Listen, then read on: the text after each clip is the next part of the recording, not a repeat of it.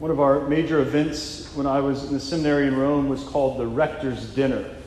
And this was exactly what it sounds like. It was a dinner that the rector put on. And it was for people to come to the seminary. It was a fundraising event. And so dignitaries, civil dignitaries, ecclesiastical dignitaries would come to the college from all over the world and gather for this great celebration. And at one part of the night, there would be an award presented to a particular couple that had helped the college that year in some way. And the seminarians would perform some little song or something just to, give the people their money's worth. I'm not going to do that. But one of the years, the seminarians, were standing around for this presentation, and we were lining the walls of the refectory where the dinner was taking place. And the rector pointed us out. These 250 young men from all over the United States, a couple from Canada and a handful from Australia. And he pointed to us and he said, these men lining the walls, studying to prepare for the priesthood, represent God's answer to so many prayers. Prayers for an increase in vocations to the priesthood. Today, on our celebration of our patronal feast, the Feast of Our Lady, Seat of Wisdom, we gather to recognize and give thanks for the many prayers that God has answered for us, many ways that the Lord has blessed us on the campus of University of Louisiana. So you're probably familiar with the Latin text that is around the church. And part of it says that wisdom has built her home. For almost 100 years, wisdom has had a home here on the university campus. And today, we join in giving special thanks to God for the gift of land to build a new home, a new house of wisdom on the campus. And so earlier today, Bishop and President Savoy signed the final copy, or final whatever, part of the process, to make it officially official. This is not insignificant for a number of reasons, but I just want to point out two little things quickly. The first is that the original contract was signed on March 25th, the Feast of the Annunciation, and the final copy was signed today, June 8th, the Feast of Our Lady of Wisdom. It's almost like God knows what he's doing. And so as we celebrate this great occasion, I want to point out three things from the second reading that I think are appropriate for today. The first is that in that letter to the Romans, Paul exhorts them to rejoice in hope. Rejoice in hope. Hope, St. Thomas Aquinas says, is grounded in some desired future that is both difficult and possible. A desired good that is difficult and possible to achieve. And so the ultimate object of hope is obviously God, kingdom of heaven. We hope to make it to heaven. God himself is the object of our hope, but we can have little h hopes too. And for the past 7 years, one of our little h hopes has been a place to build a new physical home for wisdom.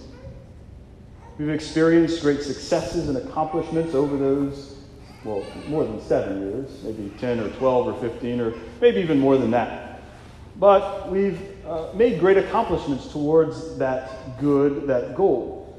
At times, these accomplishments have been major leaps. At times, they've been very, very, very small, maybe imperceptible steps. We've made progress nonetheless.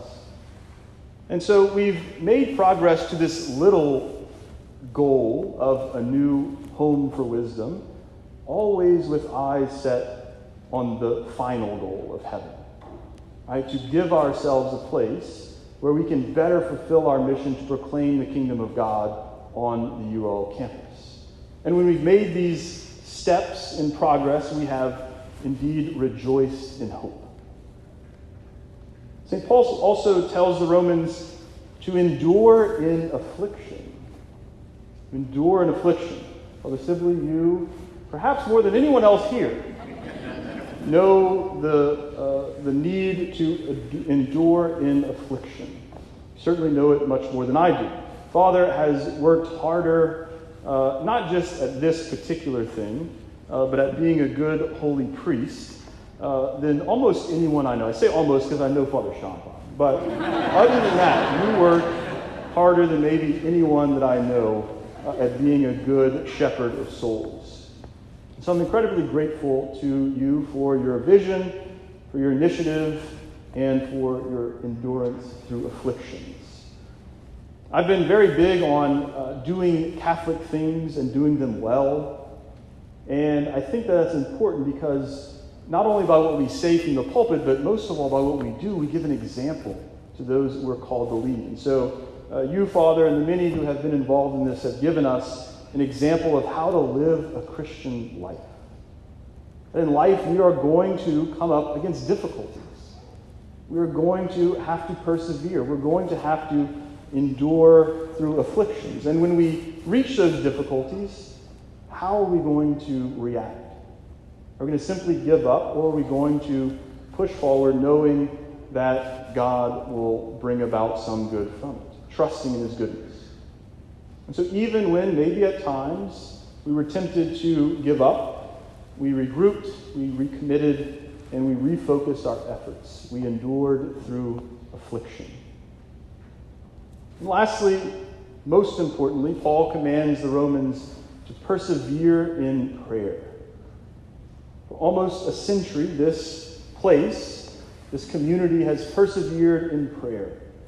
And for the last 7 years, you have, in a very particular way, endured and persevered in prayer by praying specifically for what we are here to celebrate today, for this new place that we might come to build a house of wisdom on the UO campus. A house that would, as that wonderful little campaign prayer says, would be a beacon of light to overcome the darkness.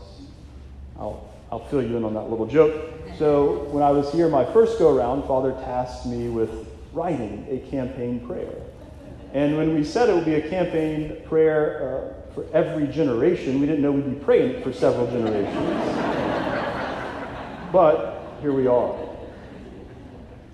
And so just like at that rector's dinner, the seminarians were those physical reminders of the reality that God answers prayers. All of us today here are reminders that God still answers prayers. That God listens to what we ask of him. He may do it in his own time. He may do it in his own way. But God answers our prayers.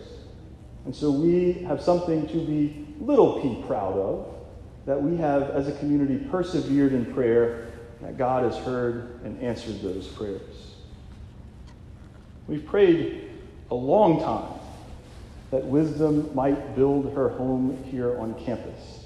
And so as we move forward, it's important to keep in mind what wisdom really is. It's not just a title of Our Lady, but wisdom is the gift of wisdom, one writer says, gives to our souls this power to experience divine things, to taste them in the depths of our being, and by that pleasure and experience to judge all other things.